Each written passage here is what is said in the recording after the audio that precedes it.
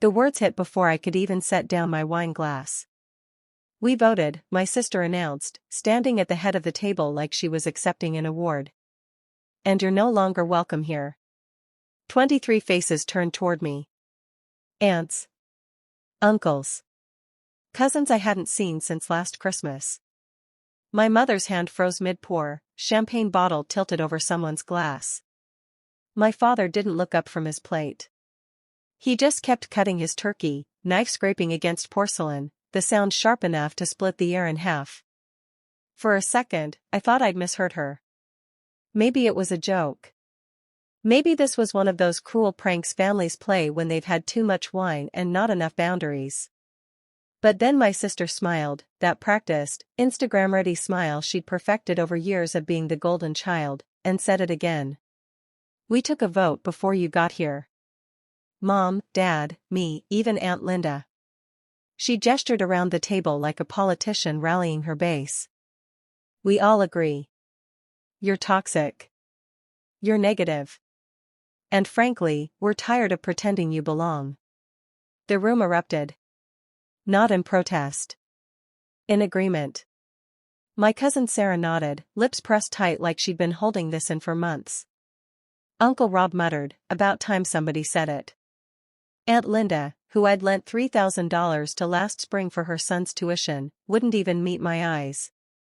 She just sipped her wine and looked out the window at the November sky, gray and heavy with the kind of cold that stings. My mother finally spoke, her voice soft but final. "Sweetheart, this isn't personal. We just think it's better for everyone if you take some space. You understand, don't you?" I understood perfectly. I understood that I'd been paying the mortgage on this house for 3 years without telling anyone. I understood that every light they turned on, every warm shower they took, every Thanksgiving turkey they carved, it all ran on my dime. I understood that to them, I wasn't a daughter or a sister. I was a checkbook with a pulse. Useful when needed. Disposable when not. But I didn't say any of that. Not yet. I just sat there, fingers wrapped around the stem of my wine glass, feeling the weight of 23 stares pressing into my skin. Someone coughed. A chair creaked. In the kitchen, the timer on the oven beeped twice and went silent. My sister tilted her head, her smile faltering just slightly. "You're not going to say anything?" I looked at her. Then at my mother. Then at my father, who still hadn't looked up from his plate, still hadn't said a single word in my defense. "No," I said quietly. "Not yet." I stood up slowly, smoothing the front of my dress. My coat was still draped over the back of my chair. I reached for my purse, a black leather bag I'd set on the floor beside me when I arrived, back when I still thought this night might be different. My sister's voice followed me as I moved toward the door. "Good. I'm glad you're finally being mature about this." Mature. That word sat heavy in my chest. I'd been mature my entire life. Mature when they forgot my birthday. Mature when they asked me to co-sign loans I'd never see repaid. Mature when I bought this house out from under a foreclosure notice and let them believe it was still theirs. I stopped at the door, one hand on the brass handle that I'd replaced 2 summers ago when the old one broke. Behind me, the conversation was already shifting. Someone asked about dessert. My mother laughed, light, relieved, the sound of a woman who'd just removed a splinter. I turned back one last time. They were all watching me now, waiting for me to leave so they could finish their celebration. Waiting for the problem to walk itself out the door. "Actually," I said, my voice calm and clear. "There's something you should know." My sister's smile tightened. "What now?" I reached into my purse and pulled out a single folded piece of paper. I didn't say anything. I just placed it on the table in front of my father, right next to his plate. He looked down. His fork slipped from his hand. It was the deed. My name in black ink. Dated 3 years, 2 months, and 17 days ago. The room went silent. Not the comfortable silence of a family dinner. The kind of silence that hums in your ears. The kind that makes you realize you've just made a mistake you can't take back. And for the first time all night, my father looked at me. Nobody spoke. The deed sat there on the table, white paper against dark wood, like a ghost that had just materialized between the mashed potatoes and the cranberry sauce. My father's hand hovered above it, fingers trembling, not quite touching. He looked at the document the way you'd look at a diagnosis you weren't ready to hear. My mother leaned over his shoulder, squinting at the text. I watched her eyes move across the page, slowly at first, then faster, scanning, searching for some mistake, some loophole that would make this not real. When she reached my name at the bottom, her face went pale. "This can't be right," she whispered. "It is," I said simply. My sister was still standing at the head of the table, frozen mid-performance, her smile now a rigid mask. She blinked once, twice, then let out a sharp laugh that didn't reach her eyes. "What is this? Some kind of prank?" I didn't answer. I just looked at her, steady and calm, the way I'd learned to look at people in boardrooms when they underestimated me. The way I'd learned to stay quiet while chaos erupted around me. Because here's what they didn't know, I'd been waiting for this moment for 3 years. Not hoping for it. Not planning it with any malice or spite. But knowing, deep in that part of yourself that never lies, that eventually, people show you who they really are. And when they do, you have a choice. You can keep pretending, keep bending, keep funding their lives while they erase yours. Or you can stop. Aunt Linda set her wine glass down with a soft clink. "Hillary, what does this mean?" I turned to her, the woman who'd cried on my couch 6 months ago about her financial troubles, who'd promised she'd pay me back as soon as things turn around. The same woman who'd just nodded along when my sister called me toxic. "It means," I said quietly, "that this house doesn't belong to my parents. It belongs to me." The words landed like stones in still water. Ripples of realization spread across the table. My cousin Sarah's mouth fell open. Uncle Rob leaned back in his chair, eyes wide. Someone's fork clattered against a plate. My father finally found his voice. It came out hoarse, cracked. When did you?" 3 years ago," I said. "You were 60 days from foreclosure. The bank was going to take the house. You didn't tell me, I found out from a letter that came to my apartment by mistake. So I bought it. Paid off the mortgage in full. Put it in my name." My mother's hand flew to her mouth. "But we've been paying." "Nothing," I interrupted gently. "You've been paying nothing. I covered the property taxes. The insurance. The repairs when the roof leaked last winter. The new furnace 2 Christmases ago." I paused, letting that sink in. "I've been paying for everything while you lived here, believing it was still yours." My sister's voice came out shrill, defensive. "Why would you do that?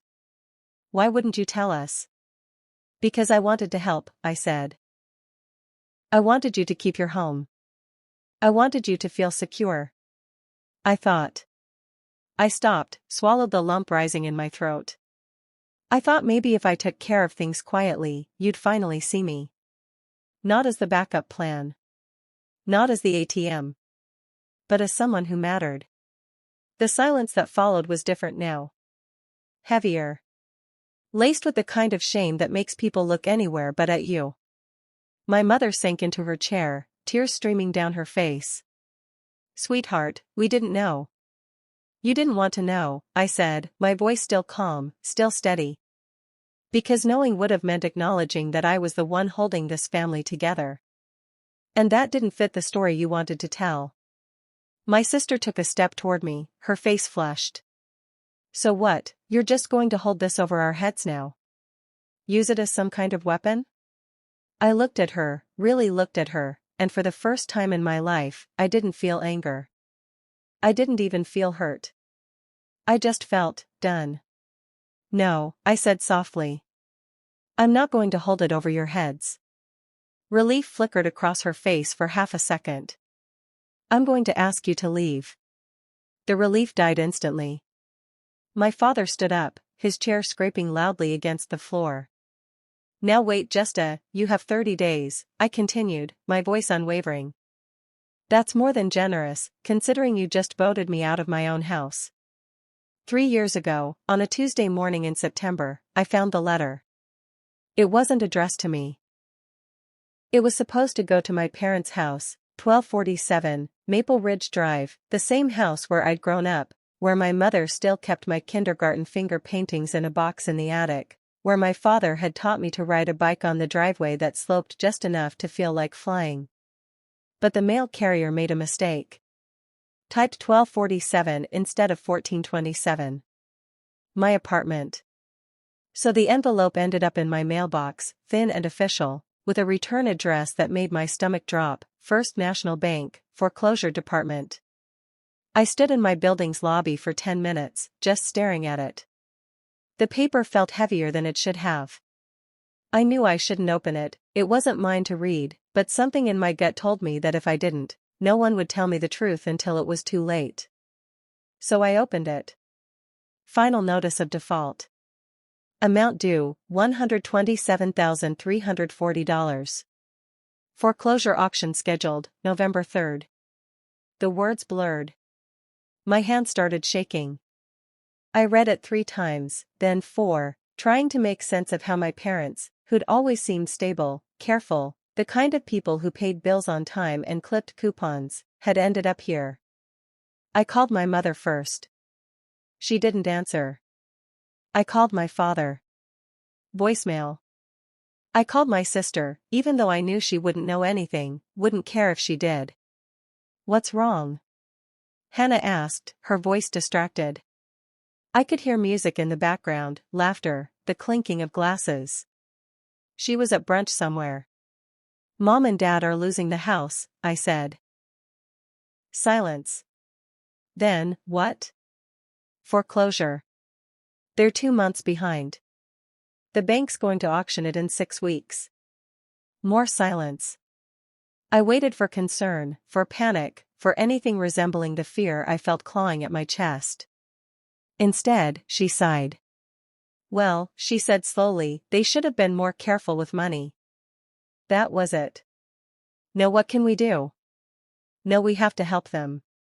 Just judgment, delivered with the casual cruelty of someone who'd never had to worry about anything because someone else always caught her when she fell. I hung up. That night, I sat at my kitchen table with my laptop open, staring at my savings account. I'd been building it for years, every bonus, every tax return, every dollar I didn't spend on things I wanted but didn't need. It was supposed to be my safety net. My future. The down payment on a house of my own, maybe, or the seed money for the business I'd always dreamed of starting. But my parents were going to lose their home. And despite everything, despite the years of being overlooked, the birthdays they forgot, the accomplishments they never celebrated, they were still my parents. That house was still the place where I'd learned to read, where I'd cried over my first heartbreak, where every Christmas morning smelled like cinnamon rolls and coffee. I couldn't let it go to some stranger at an auction. By midnight, I'd made the decision. By 9 a.m. The next morning, I was sitting in a lawyer's office, asking what it would take to buy the house outright before the foreclosure went through. "You'll need to pay off the full mortgage balance," the lawyer said, sliding a calculator across the desk. "Plus fees, back taxes, penalties. You're looking at about $140,000 total." I swallowed hard. It was almost everything I had. "Can I do it anonymously?" I asked. "I don't want them to know it's me." He raised an eyebrow. "You want to buy your parents' house without telling them?" "I want to save it," I corrected. "And I want them to stay there, living the way they always have. I don't want them to feel like they owe me. I don't want it to change anything." He studied me for a long moment, the way people do when they're trying to decide if you're kind or stupid. Then he nodded. "We can structure it so the deed transfers to you, but they continue living there under an informal arrangement. Legally, you'd own it. Practically, nothing changes for them." "How long will it take?" 3 weeks if we move fast." I signed the paperwork that afternoon. My parents never knew. The foreclosure notice disappeared. One day they were panicking in private, and the next, the bank called to say the debt had been mysteriously cleared. They thought it was a miracle. My mother cried tears of relief. My father opened a bottle of champagne. I got a text from my mother that night, "God works in mysterious ways." I stared at that message for a long time, phone glowing in the dark of my apartment. Part of me wanted to tell her the truth. To say, it wasn't God. It was me. To hear her say thank you, to feel seen, just once. But I didn't. Because I told myself it didn't matter who got the credit. What mattered was that they were safe. I told myself that love didn't need acknowledgement. I told myself a lot of things back then. And for 3 years, I believed them. I learned early that love in my family wasn't distributed equally. It was earned, or it wasn't given at all. And somehow, without anyone ever saying it out loud, the rules for earning it were different depending on which daughter you were. Hannah got love for existing. I got love for disappearing. When we were kids, it was small things. She'd spill juice on the carpet, and Mom would laugh, calling her clumsy little bear. I'd knock over the same glass, and the room would go quiet. Dad would hand me paper towels without a word, his silence heavy with disappointment I couldn't name. Hannah forgot her homework, and teachers sent notes home saying she was spirited and creative. I forgot mine once in 4th grade, and my father sat me down at the kitchen table for 2 hours, lecturing about responsibility while Hannah watched cartoons in the next room. By the time I was 12, I'd learned the pattern. Hannah's mistakes were charming. Mine were moral failures. So I stopped making mistakes. I became the reliable one. The one who got straight A's and never asked for help. The one who babysat Hannah when my parents went out, who made sure she got to soccer practice on time, who covered for her when she snuck out in high school. And my parents loved that version of me. Quietly. Distantly.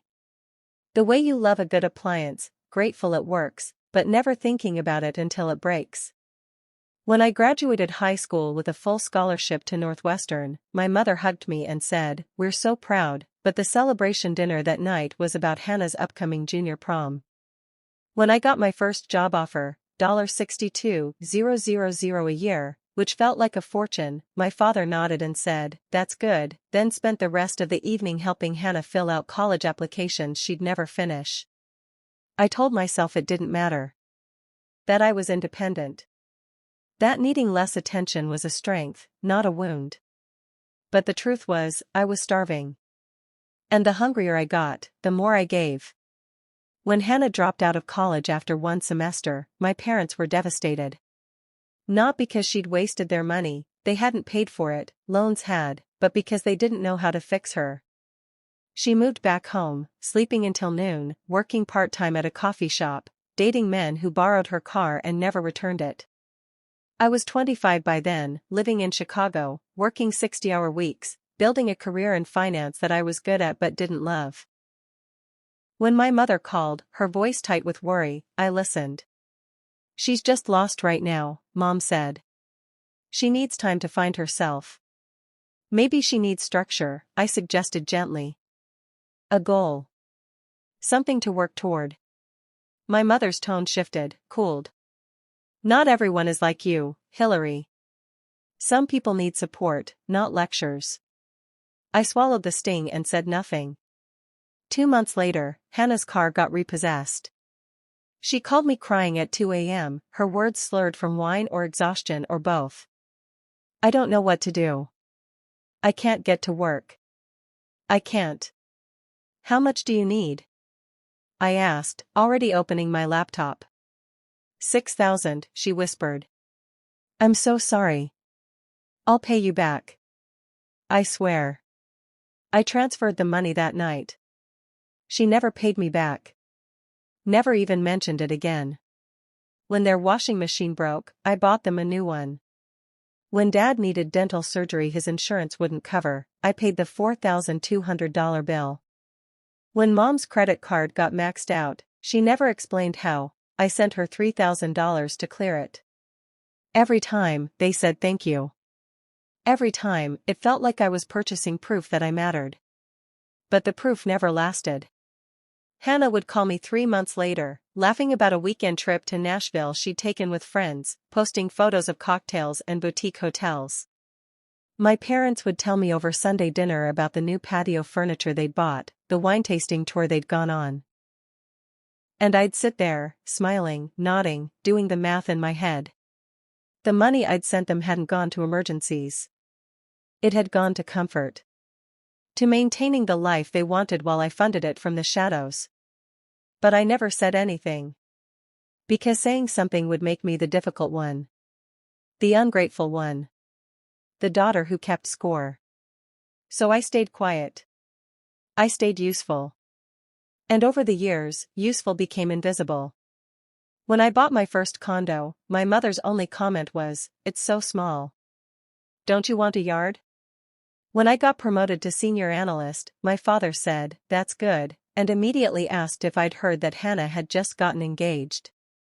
Engaged to Tyler, a man she'd known for 6 months, who worked part-time at a gym and still lived with his parents. But my parents were thrilled. They threw her an engagement party. 50 people. Catered food. A slideshow of photos from her childhood. I wasn't in a single one.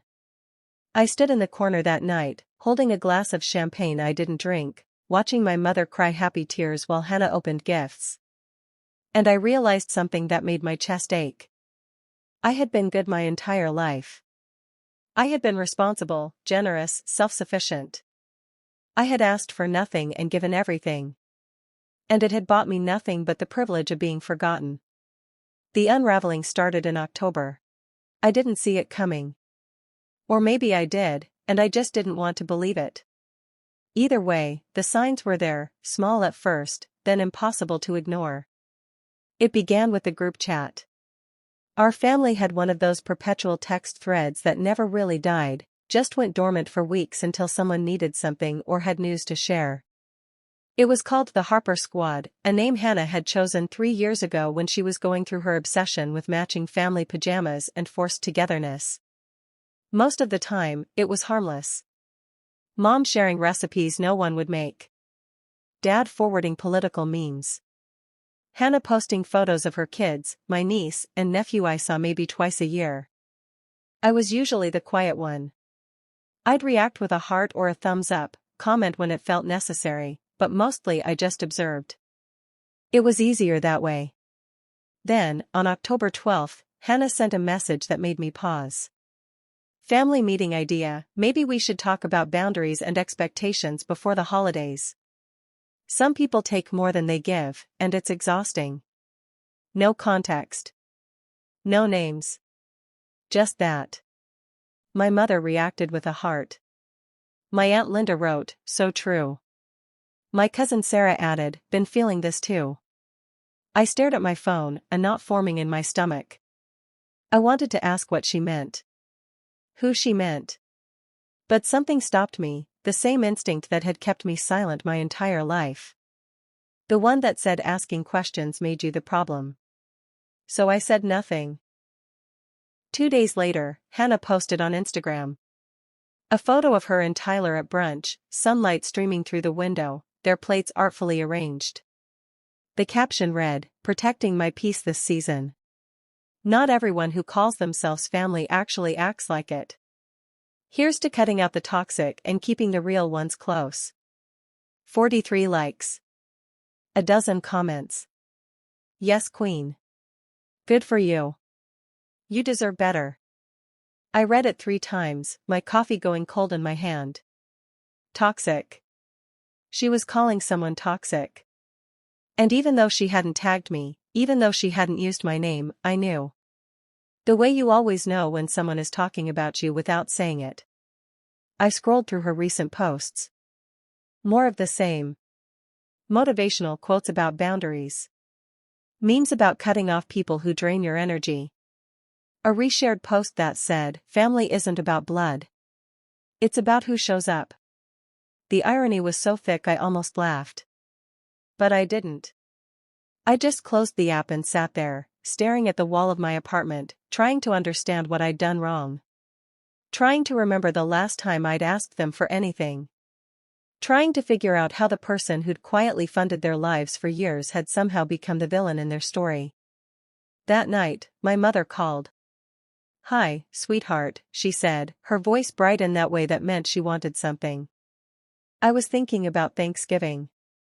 You're still coming, right?" "Of course," I said. "Same as always." "Good, good." A pause. Then, carefully, "Hannah's been a little stressed lately. Wedding planning, the kids, work. You know how it is. So maybe just, keep things light? Don't bring up anything heavy." "Heavy," I repeated. "You know what I mean. Just, let's have a nice, drama-free holiday. For once." For once. As if I'd been the one creating drama. As if I'd been the one stirring up trouble instead of swallowing it down year after year. "Sure, Mom," I said quietly. "I'll keep it light." When I hung up, I felt something shift inside me. Not anger. Not yet. Just a cold, creeping awareness that I was being set up. That whatever was coming, I was already being framed as the problem before it even started. The group chat got worse. On November 8th, Hannah sent a poll, "Who's bringing what for Thanksgiving?"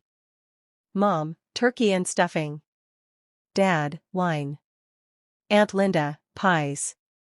Cousin Sarah, green bean casserole. Uncle Rob, rolls. I waited for someone to ask what I was bringing. I always brought something, usually an expensive bottle of wine and a side dish I'd spent hours making, trying to prove I belonged at the table. But no one asked. The thread just moved on. Plans solidified. Arrival times were confirmed. Someone made a joke about football. I typed, "What should I bring?" 3 dots appeared, then disappeared. Then appeared again. Finally, Hannah replied, "Don't worry about it. We've got everything covered." Aunt Linda added, "Yeah, we're all set." I stared at the screen, my chest tightening.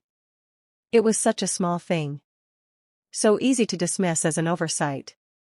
But it didn't feel like an oversight. It felt like erasure.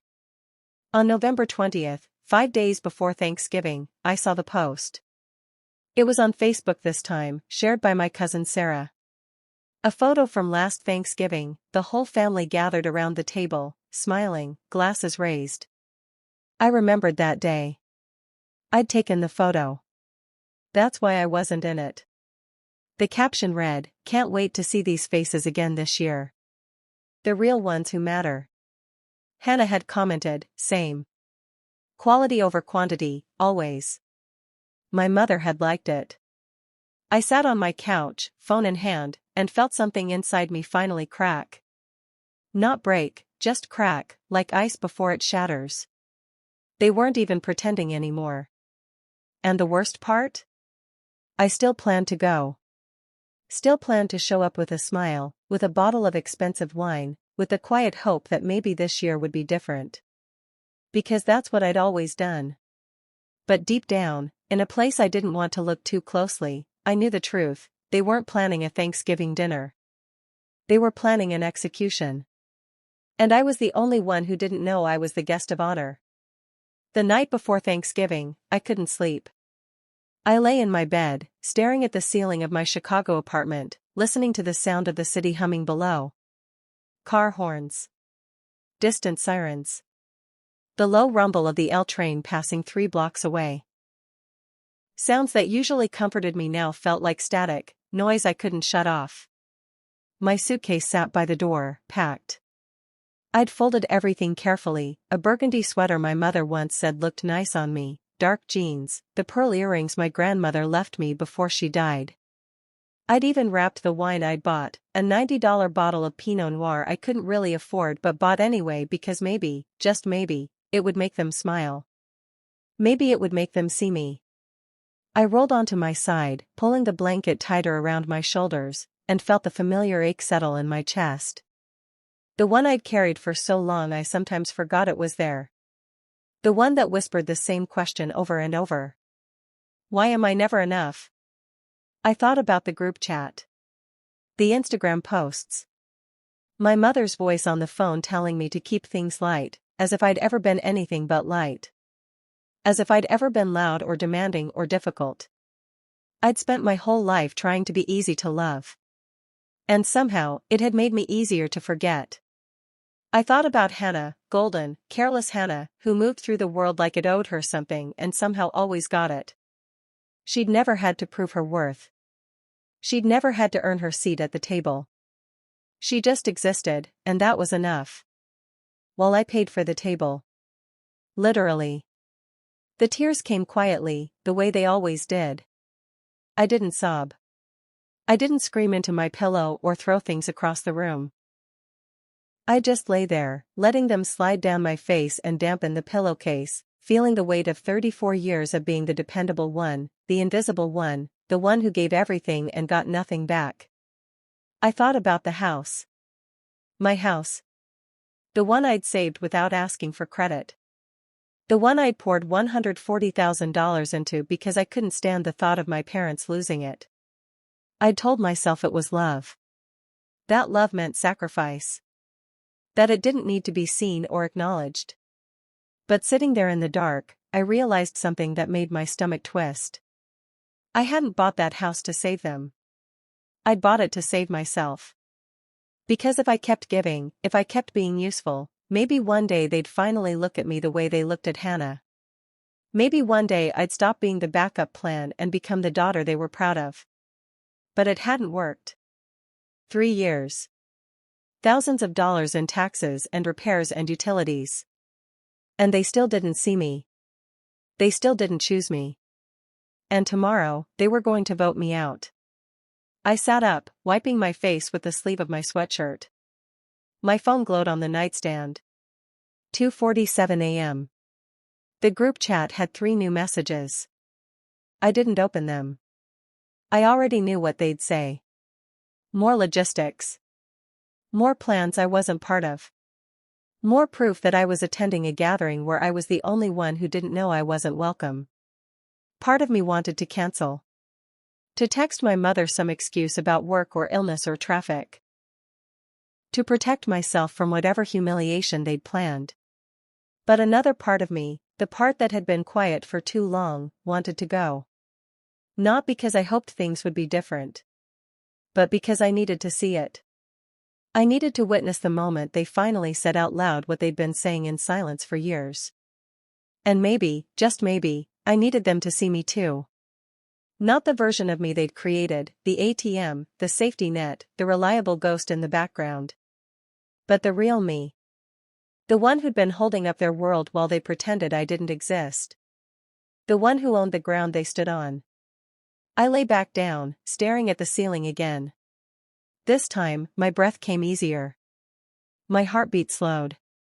Because for the first time in my life, I wasn't going to beg for a seat at their table. I was going to take back the whole damn house.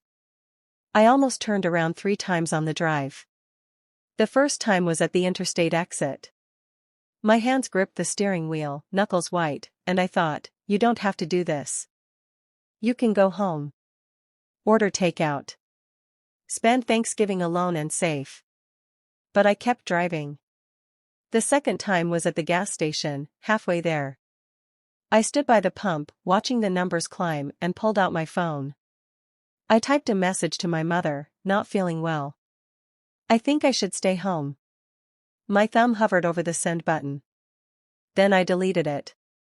The third time was when I turned onto Maple Ridge Drive. The street was lined with cars I recognized. Aunt Linda's SUV, Uncle Rob's truck, my cousin Sarah's sedan with the dented bumper. The house glowed warm in the fading afternoon light, every window lit, smoke curling from the chimney. It looked like a postcard. Like home. I sat in my car at the end of the driveway, engine idling, and felt a wave of doubt crash over me so hard I couldn't breathe. What if I'm wrong? What if the group chat wasn't about me? What if the Instagram posts were just Hannah being dramatic, the way she always was? What if I was reading into things, building a narrative out of my own insecurity and hurt? What if I walked in there with my guard up, cold and defensive, and ruined Thanksgiving for everyone because I couldn't let go of old wounds? My mother's voice echoed in my head, "Don't be so dramatic, Hillary." Maybe she was right. Maybe I was being dramatic. Maybe I was the problem, too sensitive, too needy, always looking for proof that I wasn't loved instead of just accepting the love that was there. Maybe they did care. Maybe they just showed it differently. Maybe I'd spent so many years feeling invisible that I'd stopped seeing the times they did notice me. I thought about my father teaching me to ride a bike. My mother packing my lunch every day through high school, always with a note tucked inside. Hannah borrowing my clothes in middle school because she thought I was cool. They weren't monsters. They were just people. Flawed, distracted, imperfect people trying to hold a family together. And I was about to walk in there carrying a deed like a weapon. I pulled out my phone and opened my text thread with my best friend, Claire. She'd told me this morning, before I left, "You don't owe them anything. Remember that." I typed, "What if I'm making a mistake? What if I'm the one being toxic?" 3 dots appeared immediately. Claire, Hill. Stop. You bought them a house and they're voting you out of the family. That's not you being dramatic. That's them showing you who they are. I stared at the message. Claire, you spent your whole life giving them the benefit of the doubt. Just this once, give yourself that benefit instead. I set the phone down and looked at the house again. Through the front window, I could see movement, people laughing, hugging, someone carrying a platter. My father's silhouette by the fireplace. My mother's hand gesturing as she told a story. Part of me wanted to believe that if I walked in there with an open heart, everything would be fine. That we'd eat turkey and tell old stories and I'd realize I'd been wrong about all of it. That I'd be relieved. But another part of me, the part that had carried 3 years of silence, that had watched them take and take without ever saying thank you, that had read every passive-aggressive post and felt every pointed exclusion, that part knew better. They weren't going to surprise me with love. They were going to confirm what I already knew. And maybe that's what I needed. Not hope. Not reconciliation. Just confirmation. Just proof that I wasn't crazy for feeling what I'd felt all these years. Just permission to finally stop trying. I turned off the engine. Picked up the wine from the passenger seat. Checked my bag one more time to make sure the folder was there, the one with the deed inside, tucked between my wallet and my keys. And I walked toward the door. Not with confidence. Not with anger. But with the quiet, trembling certainty of someone who'd finally decided that the truth, no matter how painful, was better than pretending. Even if it meant losing everything. The first hour was almost normal. I walked in, hung my coat on the rack by the door, and was greeted with the usual chorus of hellos. Aunt Linda hugged me. Uncle Rob asked about work. My mother kissed my cheek and said, "You look thin. Are you eating?" I smiled. Nodded. Handed her the wine. She glanced at the label, set it on the counter without comment, and turned back to the stove. Hannah was in the living room, holding her daughter on her hip, laughing at something Tyler said. When she saw me, her smile flickered, just for a second, then returned, bright and practiced. "Hillary," she said warmly. "You made it." I did. We stood there for a beat, the air between us tight with something unspoken. Then her daughter reached for me, and I took her, grateful for the distraction. The baby smelled like lotion and milk, and when she grabbed my necklace, I felt a pang of something I couldn't name. Maybe this wouldn't be so bad. Maybe I'd been wrong. Dinner started at 6. 23 of us crammed around 2 tables pushed together in the dining room. The turkey sat in the center, golden and steaming, surrounded by dishes that had been in our family for generations. The same recipes. The same serving bowls. The same jokes about who burned what. I sat near the end, between my cousins Sarah and Uncle Rob. Not at the head. Not even close. But I was there. I was included. And for a little while, I let myself believe that was enough. Then, halfway through the meal, my sister stood up. She tapped her wine glass with a fork, the sound sharp and clear, cutting through the laughter and conversation. The room went quiet. "Before we do dessert," Hannah said, smiling at everyone, "I just want to say something." My mother looked up, beaming. My father set down his fork, attentive. Hannah's eyes swept across the table, landing on each person with deliberate warmth. "Everyone except me. This family means everything to me," she began. "And I think it's important that we protect what we have. That we keep it healthy. That we surround ourselves with people who actually care." A few people nodded. Aunt Linda murmured, "Amen." My stomach tightened. "So," Hannah continued, her voice steady, rehearsed, "we had a conversation before you all got here. Mom, Dad, and I. And we came to a decision." She looked directly at me now. Her smile didn't falter. "We voted," she said. "And you're no longer welcome here." The words hit like a slap. For a second, I thought I'd misheard. My brain scrambled to process, to make sense of the sentence. But then I saw the faces around the table, some shocked, some uncomfortable, some nodding in quiet agreement, and I knew. This was real. This was planned. "What?" I whispered. Hannah tilted her head, her expression almost kind. "We think it's better for everyone if you take some space. You've been distant. Negative. And honestly, Hill, we're tired of pretending everything's fine when it's not." My mother spoke next, her voice soft but firm. "Sweetheart, this isn't about punishing you. It's about what's best for the family." "Best for the family," I repeated, my voice hollow. My father wouldn't look at me. He just stared at his plate, jaw tight, as if his silence could absolve him. "We're asking you to leave," Hannah said, louder now, playing to the room. "This is our house. Our family. And you don't fit anymore." The room was silent. 23 people, and not one of them said a word in my defense. I looked at Aunt Linda, who I'd lent $3,000 to. She looked away. I looked at Uncle Rob, who'd crashed at my apartment for a week last year when his wife kicked him out.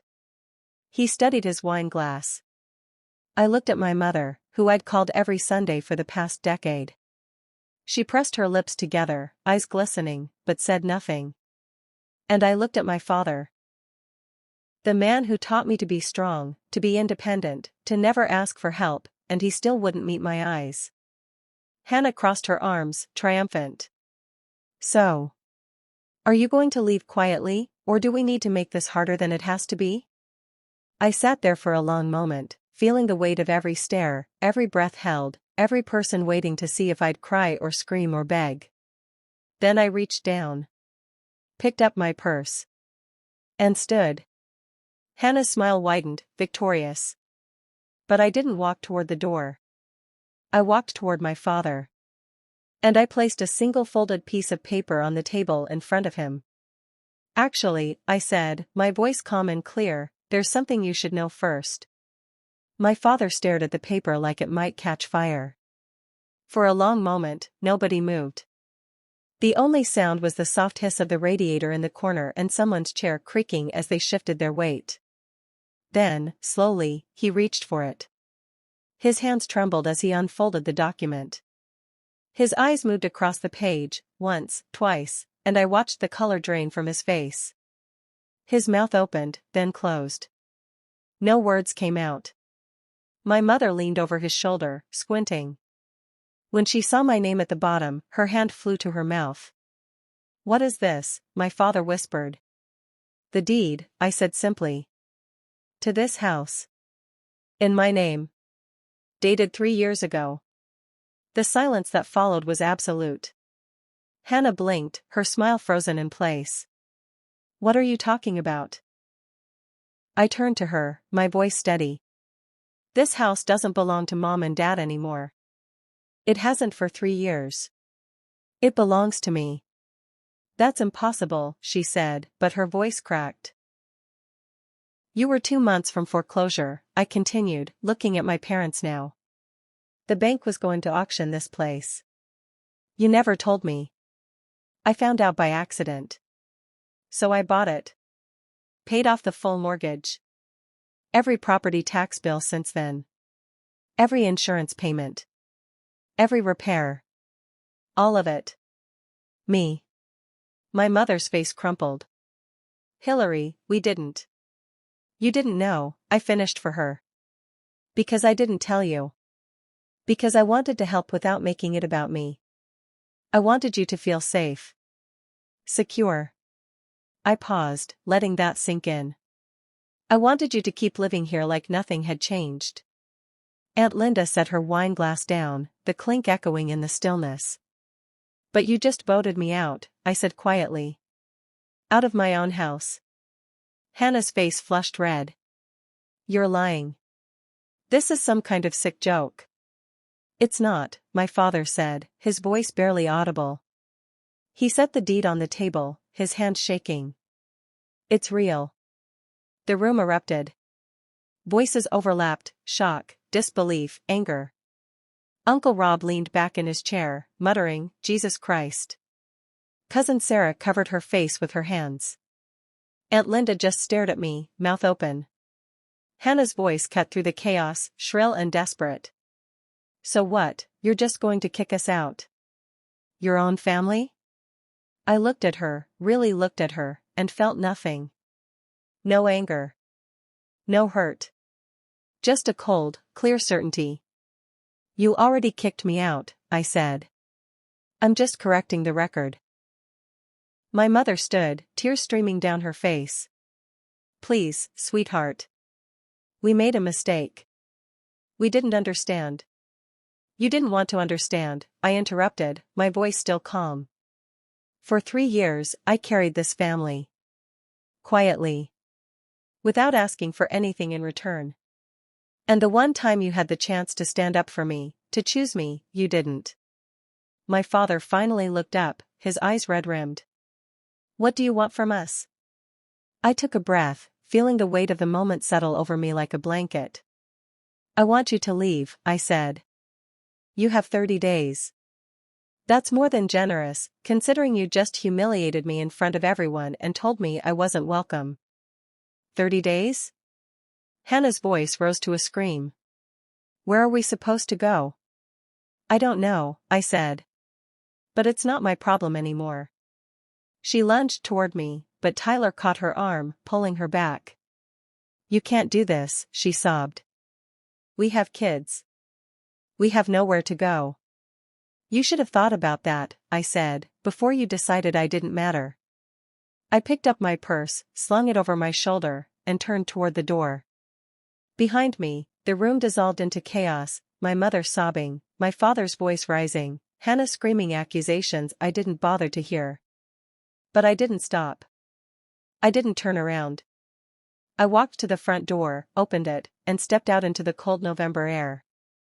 The porch light flickered above me. The street was quiet, dark, lined with cars that would soon be leaving. And somewhere behind me, in the house I'd saved, the family I'd tried so hard to belong to was finally seeing me. Not as the backup plan. Not as the ATM. But as the person who'd been holding them up all along. I got in my car, started the engine, and pulled away from the curb. In my rearview mirror, I saw the front door open. My mother stood there, silhouetted in the light, one hand reaching out like she might call me back. But she didn't. And I didn't stop. Because for the first time in my life, I wasn't running away from them. I was walking toward myself. And that house, the one I'd bought with my own money, the one I'd saved without asking for credit, wasn't a home anymore. It was just a building. And I was finally free. 30 days passed faster than I expected. I didn't go back to the house. Not once. I hired a property manager to handle the logistics, the notices, the timelines, the legal paperwork. Every few days, she'd send me updates. Your father called asking for an extension. I told him no. Your sister left a voicemail. I didn't return it. They moved out yesterday. Keys returned.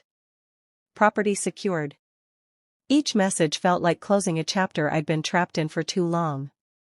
My phone exploded for the first 2 weeks. Calls, texts, voicemails that started angry and slowly turned desperate. Hannah sent long messages at 2 a.m., rambling apologies mixed with accusations. My mother left tearful voicemails, "Please, we can work this out. We're family." My father texted once, "You've made your point." I read every message. Listened to every voicemail. Then I blocked all of them. Not out of cruelty. Not even out of anger. Just out of necessity. Because I'd finally realized something that should have been obvious years ago: you can't fix people who don't think they're broken. And you can't make people love you the way you need to be loved. You can only stop lighting yourself on fire to keep them warm. By mid-December, the house was empty. I drove up one Saturday morning, alone, the roads quiet and dusted with the first snow of the season. When I pulled into the driveway, the place looked smaller than I remembered. The porch light was off. The windows were dark. No cars. No voices. Just silence. I unlocked the front door and stepped inside. The air smelled stale, like a place that had been abandoned in a hurry. They'd taken most of the furniture, the couch, the dining table, the TV. But they'd left things behind too. Small things. A coffee mug on the kitchen counter. A pair of my mother's reading glasses on the windowsill. A framed photo of Hannah's kid sitting face down on the floor. I walked through each room slowly, my footsteps echoing on the hardwood. The living room where I'd spent countless Christmases. The kitchen where my mother used to hum while cooking. The staircase where my father taught me to tie my shoes. It should have felt sad. But it didn't. It felt like closure. I stood in the center of the empty living room, looking around one last time, and whispered, "Goodbye." Then I locked the door behind me and listed the house for sale the next day. It sold in 3 weeks. A young couple with a baby on the way. They sent me a message through their realtor: "Thank you for this opportunity. We're going to fill this house with so much love." I stared at that message for a long time. Then I smiled. Because that's what it deserved. Not the ghosts of people who took without giving. But a fresh start. A family who would actually appreciate what they had. The money from the sale went into an investment account. I didn't need it. Didn't want to spend it. It just sat there, quiet proof that I'd walked away from them with more than I'd ever gotten from them. By February, I started hearing things through the grapevine. Aunt Linda mentioned at a mutual friend's birthday party that my parents had moved into a small rental across town. That Hannah and Tyler had separated. That my mother cried every Sunday, the day I used to call. Part of me felt a pang of guilt. A whisper of the old instinct to fix, to smooth over, to make everything okay again. But I didn't reach out. Because I'd learned the hardest lesson of my life: sometimes love means walking away. Sometimes the kindest thing you can do for yourself is let people experience the consequences of losing you. I started therapy in March. Spent an hour every week unpacking 34 years of being the invisible daughter, the reliable one, the ATM in heels. My therapist asked me once, "What do you want now? Now that you're free?" I didn't have an answer at first. But slowly, over weeks and months, it came into focus. I wanted to build a life where my worth wasn't measured by what I gave. Where my presence mattered as much as my absence. Where I didn't have to buy my way into love. I wanted to be seen. Not for what I could do. But for who I was. And for the first time, I was starting to see myself that way too. Last week, I got a letter.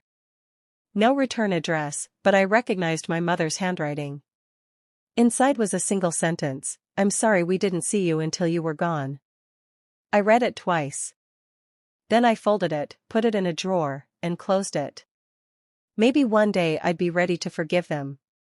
Maybe not.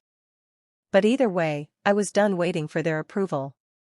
Because here's what I finally understand: family isn't about blood. It's not about who you're born to or who shares your last name. It's about who sees you, who values you, who shows up not because they need something, but because they want you there. And if your family can't do that, you're allowed to walk away. You're allowed to choose yourself. You're allowed to build a life where you're not invisible anymore. So if you're reading this, if you've ever been the dependable one, the forgotten one, the one who gave everything and got nothing back, know this. Your worth isn't measured by how much you sacrifice. It's measured by how much you're willing to protect your own peace. Don't wait for permission to choose yourself. Don't wait for them to finally see you. Just walk away. And build something better. Because the people who truly love you, they'll never make you feel like you have to earn it. Tell me, have you ever had to walk away from family to save yourself? Drop your story in the comments. Hit subscribe if this hit home. And remember, sometimes the bravest thing you can do is stop fighting for people who never fought for you. You deserve better. And it starts the moment you believe it.